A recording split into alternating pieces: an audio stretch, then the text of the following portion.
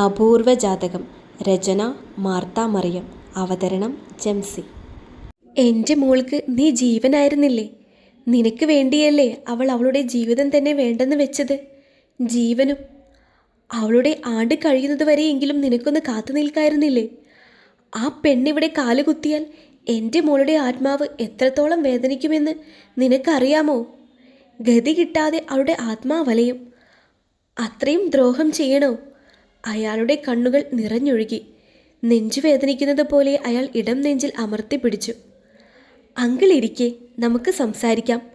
മാധവ് അയാളുടെ കയ്യിൽ പിടിച്ചുകൊണ്ട് സോഫയിലിരുന്നു. എൻ്റെ കയ്യിൽ നിന്ന് വിട്. അയാൾ കുതറി. ഓക്കെ, അങ്കിൾ ഇരിക്കെ, നമുക്ക് ഇരുന്ന് സംസാരിക്കാം, മാധവ് പറഞ്ഞു. എന്ത് സംസാരിക്കാൻ? അല്ല, ഇനി എന്താ സംസാരിക്കാനുള്ളത്? എല്ലാം നിങ്ങൾ തീരുമാനിച്ചുറപ്പിച്ച് കഴിഞ്ഞില്ലേ? ഈ ചോദ്യം നന്ദിനിയുടെ വകയായിരുന്നു. ആൻറ്റിയും ഇരിക്കേ, നമുക്ക് സംസാരിക്കാം. അല്ലാതെ പരസ്പരം വഴക്ക് കൂടിയതുകൊണ്ട് എന്താ കാര്യം? മാധവ് ചുറ്റുമുള്ളവരെ നോക്കിക്കൊണ്ട് പറഞ്ഞു. പാർവതിയും ജാനകിയുമൊക്കെ ആകെ വിരുണ്ടു നിൽക്കുകയാണ്. എങ്ങനെയാണ് വിശ്വനാഥനെയും നന്ദിനിയെയും സമാധാനിപ്പിക്കേണ്ടതെന്ന് അവർക്കറിയില്ലായിരുന്നു. മുഖം കയറ്റിപ്പിടിച്ചുകൊണ്ട് നന്ദിനി വിശ്വനാഥൻ്റെ അരികിലിരുന്നു. അയാൾ ദേഷ്യത്തിൽ മുഷ്ടി ചുരുട്ടിക്കൊണ്ടിരിക്കുകയായിരുന്നു. എന്താ അങ്കിളിൻ്റെ പ്രശ്നം? തീർത്തയെ ഞാൻ തിരികെ മേലിടത്തേക്ക് കൊണ്ടുവരുന്നതാണോ? സൗമ്യമായിരുന്നു മാധവിൻ്റെ ചോദ്യം. അല്ലാതെ പിന്നെ, നിന്റെ ഭാര്യ മരിച്ചിട്ട് 40 പോലും കഴിഞ്ഞിട്ടില്ലല്ലോ. അപ്പോഴേക്കും മറ്റൊരു പെണ്ണിനെ ഇങ്ങോട്ട് കൊണ്ടുവരാൻ നിനക്ക് എങ്ങനെ തോന്നുന്നു? അതൊക്കെ പോട്ടെ, ഈ നാട്ടുകാരോട് നിങ്ങൾ എന്ത് മറുപടി പറയും?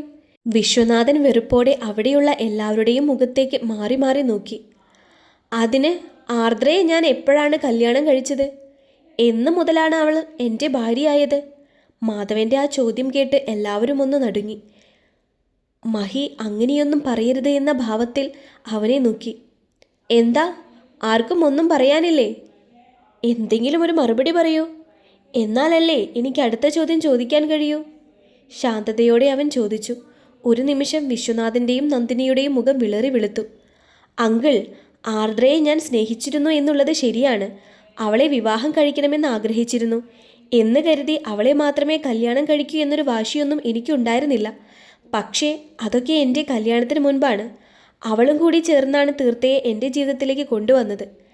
അന്നേ ഞാൻ അവളോട് പറഞ്ഞതാണ്, ഞാൻ ആരെയാണോ കല്യാണം കഴിക്കുന്നത് അവരെ മാത്രമേ ഞാൻ സ്നേഹിക്കൂ എന്ന്. അല്ലാതെ താൽക്കാലികമായി എൻ്റെ ജാതകദോഷത്തിൻ്റെ പേരിൽ ഒരാളെയും ബലി കൊടുക്കാൻ എനിക്ക് താല്പര്യമില്ലെന്ന്.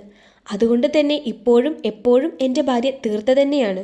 അവളെ മാത്രമേ എനിക്ക് സ്നേഹിക്കാനാകൂ. ആക്സിഡൻറ്റിൻ്റെ രൂപത്തിൽ അവളെ വിധി എന്നിൽ നിന്നും അകറ്റിയപ്പോൾ ആ സ്ഥാനത്തേക്ക് യാതൊരു അനുവാദവുമില്ലാതെ കയറി വന്നവളാണ് ആർദ്ര. എൻ്റെ ഓർമ്മക്കുറവ് എല്ലാവരും കൂടി മുതലെടുത്തു. ഞാൻ വിശ്വസിച്ചിരുന്നു അവൾ എൻ്റെ ഭാര്യയാണെന്ന്. പറഞ്ഞ കള്ളങ്ങളെല്ലാം ഞാൻ വിശ്വസിച്ചു. പക്ഷേ എല്ലാം തിരിച്ചറിഞ്ഞപ്പോൾ ഞാൻ വെറുത്തുപോയി. അവൾക്കൊപ്പം ഒരു ജീവിതത്തിന് താല്പര്യമില്ലെന്ന് ഞാൻ പറഞ്ഞതാണ്. എന്നിട്ടും വാശിയിൽ ഇവിടെ കടിച്ചു തൂങ്ങിയത് അവളാണ്. അവൾ മാത്രമല്ല, ഈ നിൽക്കുന്ന എല്ലാവരും എന്നെ ചതിച്ചവരാണ്. അതുകൊണ്ട് തന്നെ ആരുടെയും വാക്കുകൾ ഇനി ഞാൻ കേൾക്കില്ല. ഇനിയെങ്കിലും എനിക്ക് ജീവിക്കണം, സമാധാനത്തോടെ, സന്തോഷത്തോടെ. അതുകൊണ്ട് ആരൊക്കെ എന്തൊക്കെ പറഞ്ഞാലും ഞാൻ തീർത്തേ തിരികെ ഇവിടെ കൊണ്ടുവരും. ഇവിടേക്ക് കൊണ്ടുവരാൻ പറ്റില്ലെങ്കിൽ എവിടെയാണ് ഞങ്ങൾ സമാധാനത്തോടെയും സന്തോഷത്തോടെയും ജീവിക്കാൻ കഴിയുക, അവിടേക്ക് പോകും. മാധവൻ്റെ ജീവിതത്തിൽ അവൾക്കല്ലാതെ മറ്റൊരു പെണ്ണിനും സ്ഥാനമില്ല. അപ്പോഴും മാധവൻ്റെ ഒരു വാക്കുപോലും കടുത്തിരുന്നില്ല. ശാന്തമായിരുന്നു അവൻ്റെ മുഖത്ത്. അവൻ്റെ ആ വാക്കുകൾ കേട്ട് എല്ലാവരും അന്തിച്ചു നിൽക്കുകയാണ്. എന്നാൽ ജാനകിക്ക് മാത്രം സന്തോഷമാണ്. ഇനിയെങ്കിലും മാധവ് ഇങ്ങനെയൊരു തീരുമാനം എല്ലാവരോടും പറയണമെന്ന് അവർ മനസ്സുകൊണ്ട് ആഗ്രഹിച്ചിരുന്നു. എൻ്റെ മോള് പോയല്ലോ, ഇനി നിനക്ക് എന്ത് വേണമെങ്കിലും പറയാമല്ലോ. പിന്നെ ഇവിടെ നിൽക്കുന്നത് നിന്റെ വീട്ടുകാരാണ്. അവർ നിന്റെ ഇഷ്ടത്തിനെ പെരുമാറുള്ളൂ. നിങ്ങൾക്കൊന്നും നഷ്ടപ്പെട്ടിട്ടില്ല. പോയത് ഞങ്ങൾക്കാണല്ലോ. ഞങ്ങളുടെ ഒരേ ഒരു മോളാണ്. നീ അനുഭവിക്കും. കുറിച്ചു വെച്ചോ. അവൾക്കൊപ്പം ഒരു നിമിഷം പോലും നീ സന്തോഷത്തോടെ ജീവിക്കില്ല. ശപിച്ചുകൊണ്ടാണ് ഞാനീ പറയുന്നത്. ഒരു അമ്മയുടെ നെഞ്ച് തകർന്നുള്ള വാക്കുകളാണ്. ഒരു കാലത്തും നീയോ അവളോ ഗതി പിടിക്കില്ല. സ്വന്തം നെഞ്ചിൽ ഇടിച്ചുകൊണ്ട് നന്ദിനി പുലമ്പി. നന്ദിനി, എന്തൊക്കെയായി പറയുന്നത്? അവൻ പറഞ്ഞതെല്ലാം ശരിയല്ലേ? ആർദ്രയെ അവൻ കല്യാണം കഴിച്ചിട്ടില്ല. ഇവന് വയ്യാതെ കിടന്നപ്പോൾ നോക്കാൻ എന്നുള്ള പേരിൽ ഇവിടെ വന്നതാണ്. പിന്നെ ഞങ്ങൾക്ക് അവളോടുള്ള ഇഷ്ടത്തിൻ്റെ പേരിലാണ് അവൾ ആ കള്ളം പറഞ്ഞപ്പോൾ ഞങ്ങൾ അതിന് കൂട്ടുനിന്നത്. അതിന് എൻ്റെ മോൻ ഗതി പിടിക്കില്ല എന്നൊക്കെ പറയാൻ നന്ദിനി ആരാ? അവളുടെ കയ്യിലിരിപ്പ് കൊണ്ടല്ലേ അവൾ ആത്മഹത്യ ചെയ്തത്? നിങ്ങളെക്കുറിച്ച് എന്തെങ്കിലും ഒരു വിചാരം അവൾക്കുണ്ടായിരുന്നുവെങ്കിൽ അവളത് ചെയ്യുമായിരുന്നോ? പാർവതി ദേഷ്യത്തോടെ നന്ദിനിക്ക് നേരെ ചീറി. പാർവതി! മഹി അവരെ തടഞ്ഞു. പാർവതി അയാളെ ഒന്ന് നോക്കിക്കൊണ്ട് നിശബ്ദയായി. എൻ്റെ മോള് ആത്മഹത്യ ചെയ്തതല്ല. അവൾ ഒരിക്കലും അങ്ങനെ ചെയ്യുകയുമില്ല. അത്രയ്ക്കും സ്ട്രോങ് ഗേളായിരുന്നു എൻ്റെ മോള്. ഞങ്ങൾക്കറിയാം, മറ്റവളെ ഇങ്ങോട്ട് കൊണ്ടുവരാനായി നിങ്ങൾ എല്ലാവരും കൂടി ചേർന്ന് അവളെ ഈ ഭൂമിയിൽ നിന്നും ഇല്ലാതാക്കിയതാണെന്ന്. അവസാന വാചകമായപ്പോഴേക്കും വിശ്വൻ്റെ ശബ്ദമിടറി അയാളുടെ കൺപീലികൾ നിറഞ്ഞു. അങ്കിളിൻ്റെ ഇമോഷൻ എനിക്ക് മനസ്സിലാകും. പക്ഷേ ഇങ്ങനെയൊക്കെ പറയുമ്പോൾ കേട്ടുകൊണ്ട് നിൽക്കുന്നവരുടെ മാനസികാവസ്ഥ കൂടി ഒന്ന് ചിന്തിക്കുന്നത് നല്ലതായിരിക്കും. അയാളുടെ തോളിൽ തട്ടി അത്രയും പറഞ്ഞുകൊണ്ട് മാധവ് എഴുന്നേറ്റ് തിരിഞ്ഞു നടന്നു. അപ്പോഴാണ് ഓഫീസിൽ നിന്നും മോഹൻ വന്നത്. ഹാളിൽ എല്ലാവരും കൂടിയിരിക്കുന്നത് കണ്ട് അയാളുടെ മുഖം ചുളിഞ്ഞു. ഓഹ്, വന്നോ? മോഹനനെ കണ്ടതും നന്ദിനി ഇരുന്നിടത്ത് നിന്നും ചാടി എഴുന്നേറ്റു. അയാൾ ഒന്നും മനസ്സിലാവാതെ വാതിൽക്കൽ തന്നെ നിന്നു. ബാക്കിയുള്ളവരും ഒന്ന് അന്താളിച്ചു. നീ കാരണമാണ് എൻ്റെ മോള് ഇതൊക്കെ ചെയ്തത്. നിന്റെ മോളുടെ പ്രായമല്ലേ അവൾക്കുണ്ടായിരുന്നുള്ളൂ. എന്തെങ്കിലും പൊട്ടത്തരം അവൾ പറയുമ്പോൾ തിരുത്തി കൊടുക്കേണ്ട നീ അതിന് പകരം അവളെ ഒരു കുഴിയിൽ കൊണ്ട് ചാടിച്ച് അവസാനം അവളുടെ ജീവനെടുത്തു. നിങ്ങളോടൊക്കെ അവൾ എന്ത് തെറ്റാ ചെയ്തത്? നന്ദിനിയുടെ കണ്ണുകൾ ചുവന്ന് കലങ്ങി. ഇതേ സമയം ഒന്നും പറയാനാകാതെ കുറ്റബോധത്തോടെ തല താഴ്ത്തി നിൽക്കുക മാത്രമാണ് മോഹൻ ചെയ്തത്. അയാൾക്കറിയാമായിരുന്നു നന്ദിനി പറഞ്ഞ കാര്യങ്ങളെല്ലാം ശരിയാണെന്ന്. അന്നേ താൻ ഇതെല്ലാം തിരുത്തി കൊടുത്തിരുന്നുവെങ്കിൽ ഒരിക്കലും ആർദ്രയ്ക്ക് ഇതൊന്നും സംഭവിക്കില്ലായിരുന്നു.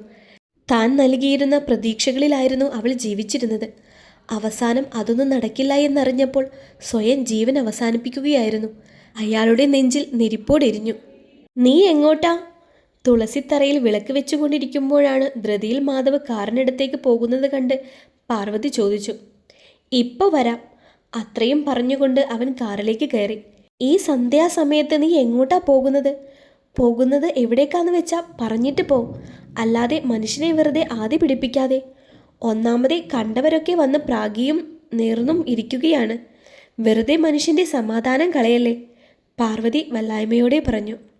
എന്ന് മുതലാ അമ്മേ അവരൊക്കെ കണ്ടവരായത്? ഇത്ര നാളും അങ്ങനെ ആയിരുന്നില്ലല്ലോ. നന്ദിനി എന്ന് തികച്ച് വിളിക്കില്ലായിരുന്നല്ലോ, പരിഹാസത്തോടെ അവൻ ചോദിച്ചു. അതിന് പാർവതിക്ക് മറുപടിയുണ്ടായിരുന്നില്ല. അവർ അവനെ തറപ്പിച്ചു നോക്കി. മാധവ് പിന്നെ ഒന്നും പറയാൻ നിൽക്കാതെ കാർ റിവേഴ്സ് എടുത്തുകൊണ്ട് ഗേറ്റ് കടന്ന് പുറത്തേക്ക് പോയി. എൻ്റെ മഹാദേവ! നെഞ്ചിൽ കൈവച്ച് എന്തോ പ്രാർത്ഥിച്ചുകൊണ്ട് അവർ ആ കാർ പോകുന്നതും നോക്കി നിന്നു. അവൻ നേരെ പോയത് തീർത്ഥയുടെ വീട്ടിലേക്കായിരുന്നു. അവിടെ അവനെയും കാത്ത് തീർത്ഥയും ശിവുവും അമൃതയും നിൽപ്പുണ്ടായിരുന്നു. ഗേറ്റിൽ മാധവിൻ്റെ കാറ് കണ്ടതും ശിവു തുള്ളിച്ചാടിക്കൊണ്ട് മുറ്റത്തേക്കിറങ്ങി. താഴെ വെച്ചിരുന്ന വലിയ 2 ബാഗുകളും എടുത്തുകൊണ്ട് തീർത്ഥയും മുറ്റത്തേക്കിറങ്ങി ചെന്നു. അവളുടെ കയ്യിൽ നിന്നും ഒരു ബാഗ് വാങ്ങി അമൃതയും അവർക്കൊപ്പം ചെന്നു.